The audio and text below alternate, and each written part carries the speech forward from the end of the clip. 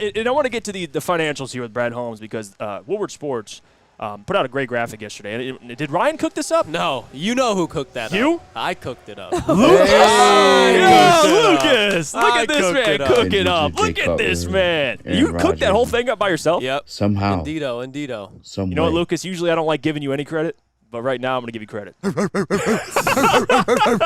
Good stuff, man. I love it. All right, so can you put the graphic up just for me? Well, ignore the easy audio behind it. We're trying to figure that out right now. It's kind of been a technical issue with easy audio, but the graphic is there. All right. And there you go. So Lions, $19.9 million. The Chicago Bears, $16.3. And then again, the Packers, $13.6. And the Vikings, $10.5. So think about it. The Lions on paper have the best roster, I would argue, a complete roster, and they still have $20 million in cap space. What can be better than that, right? Think about that. Talk about flexibility, Sam Flannel. That graphic speaks on that. Well, it absolutely speaks on that. And you know what is even greater than that? The fact that the Lions have that much cap flexibility. This wasn't even supposed to be the offseason where they were supposed to really make the big moves. It's actually supposed to be next offseason when they have even more. And this offseason, they were able to completely revamp their secondary through free agency. And they still have cap space left available. They were able to get David Montgomery. They were able to get Graham Glasgow. And they can make a move just in case something goes down, in case somebody, like a surprise cut from another team. So Brad Holmes, he came into a situation where he was basically in cap hell. He had to wait for guys like Jamie Collins and Trey Flowers, as Neil Rule always says, to come off the books. And now it looks like the that was good hands right there. I'm sorry to interrupt you. No, that paper almost just flew, and you caught it midair. Well, you know what? Speaking of this paper, where did all of these guys who got drafted play first? They played in college. They did. Hey, in college pregame. Woodward Sports' love of college football. Do you love college football? Well, Woodward Sports loves college football. We do. That's why we're bringing you Woodward Sports for the love of college football pregame show, the latest WSN show to tune into on the YouTube channel. Spencer Raxter, myself, Flannel Sam, Easy, and many more get you ready for college football kickoff, premiering live on September 2nd every Saturday morning from 8:30 to 10 a.m. on the Woodward Sports YouTube channel. Whether you are a Sparty, Wolverine, or a fan of that other team that we won't mention. Damn. Hey, Lucas, we welcome you all to start your day of loving college football with Woodward Sports Network every week. And not only does cap flexibility now and in the future give you the option to go after free agents, go after the big free agents, it also gives you the flexibility to pay your own guys. That's it. Do you think Penei Sewell's gonna be one of the highest paid tackles ever? Yes.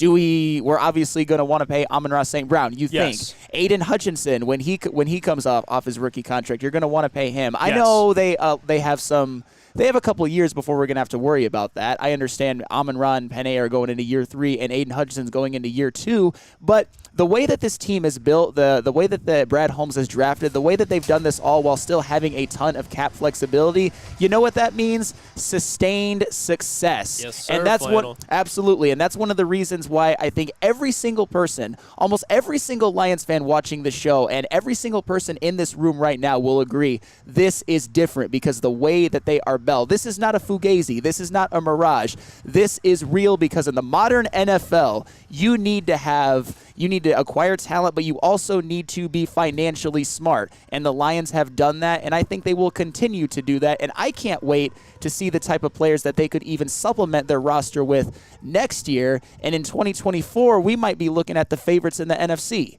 I don't think that's crazy at all. No, and I wouldn't say it's fugazi. I like the terminology you used there. I'm proud of you. But you're absolutely right, Sam. Sustained success, and that's something that the Lions just haven't been able to comprehend, no matter who was the general manager really throughout my lifetime, is handling the financials, but also identifying talent in the draft, no matter where you pick. And that's important, not just in the first round, not in the second, which the Lions seem to fail a lot in the second round, but later in the draft, 5th round, 4th round, and Amon-Ra St. Brown, a 6th round, James Houston, Malcolm Rodriguez. So you're finding guys at a discount to market, cheap dudes. Like Malcolm and James Houston are making pennies. And you're going to have to extend Houston very soon because he was on the practice squad, but that's another storyline. But the fact that you've been able to find contributors with, that you're paying little to nothing to, and you have $20 million in cap space, and like you said, and we'll talk about this in a second because I want to ask you where they should go with the money, and I'll give my take on it. But the fact that we're here and we could talk about it, they have the most money in the NFC North, even though Chicago was the team that had all the money in the offseason. They spent it. They got talent. They signed Edmonds from Buffalo as well. I love the position the Lions are in right now. And just to get to where they should spend it, I'm not too, and people talk about next offseason, like make a big splash, and maybe that is on the table. You never know. Guys ask out every year. You never know who's going to be available, i.e. a Chris Jones right now. But they got to focus on re-signing their guys. Sure. Like that should be number one, in my opinion. A Jonah Jackson, a Penei Sewell, an Amon-Ra St. Brown. These guys, and hell, even maybe a Jared Goff if they want to extend him. That's where the money needs to go, in my opinion. Now, if you can, trade for a guy or sign somebody, kind of like what you did with a Cam Sutton, which isn't, crazy contract, or an Emmanuel, a 1-year deal, which Brad has done a great job at, then I'm all for it. But the number one concern for me is re-signing the guys that have been here, that have kind of helped lay the foundation. And that should be the number one concern, because I know when people see money, spend it, spend it, spend it. I think they should spend it on guys that have put in the work here and are proven. And then we could talk about going elsewhere, because the Lions roster right now is pretty set. Well, they do already have a really damn good roster. And one thing that you mentioned that I want to piggyback off of, what if C.J. Gardner-Johnson really balls out for the Lions That's this year? another one. And you want to re-sign him to a longer-term deal with a lot more of an average annual value than $6 million. You can do it. We want that. Hey, you can do it. And I think we would all be for that, because I think we all think C.J. Gardner-Johnson is going to have a great year and be hugely impactful on this defense. I think he's going to have the best year of his career. He might not have an interception every 2 games, but I think he will be more impactful and more valuable to this defense even than he was last year to Philadelphia. Financial flexibility is a great thing. And you mentioned the Chicago Bears, who I'm higher on than most this year, but still, they were the team that had all of the cap space. And they spent it. They spent and they spent and they spent. They took on DJ Moore's contract. I think they overpaid for Tremaine Edmonds, even though I think he's going to be a good player for them. The Lions didn't overpay for anybody. Right. In fact, they got Cam Sutton and CJ Gardner-Johnson, I think, on a discount. And hopefully Emmanuel Mosley, when he gets back on the field, hey, he might be another guy. What if he is their cornerback too? And he's also on a 1-year deal and you want to re-sign him.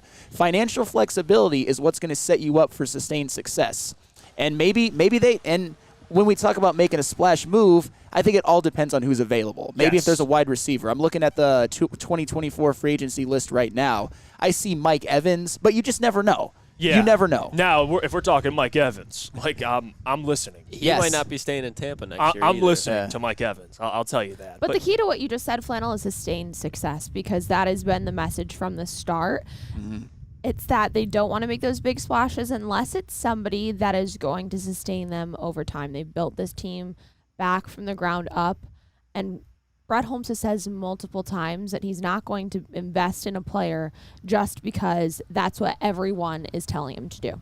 Yeah, not overpaying for guys. So you're saying, and Lucas, are you just confirmed to me, Brad Holmes would not sign a Trey Flowers? Yeah, I would say that he does not fall into that Bob Quinn, just sign everybody just to sign somebody and then just ruin a franchise. I don't think that's in Brad Holmes' skill set. All right, I was just checking. He doesn't have that in his bag. Right. Bob Quinn and Fat Patricia, though, they do. Jesus.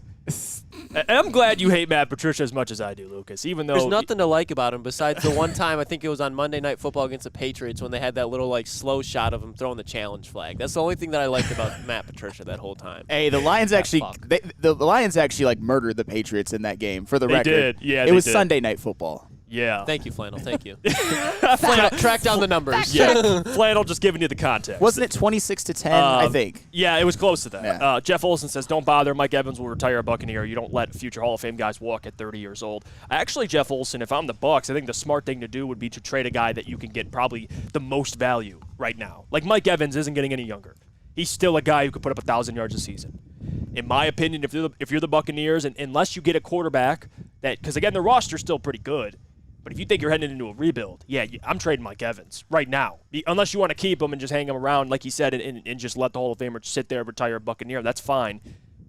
But you could still get value from Mike Evans right now. Well, maybe not a first-round pick, but you could still get picks. Well, that's the thing. I'm not saying go get Mike Evans. I have the list pulled up in front of me, and Mike Evans is one that stood out. But as I was saying before, the Lions can do it. It's not like Mike Evans would put them in cap hell or anything like that. And I think Mike Evans, I think, would be a contingency plan, because I think we all hope that Jamison Williams breaks out this year and we can get more years on his rookie contract and the wide receiver position can ultimately be set. Believe it or not, I want that as well. But when you're looking at the free agency list, Mike Evans is certainly one that stands out. And the thing to think about now is that now that the Lions are actually in winning mode and actually able to compete free agents or just veterans like Mike Evans will have actual interest in joining Detroit because they have a legitimate ownership, they have a legitimate management, they have a legitimate roster. So now they're in a that place all where the players are highly speaking about.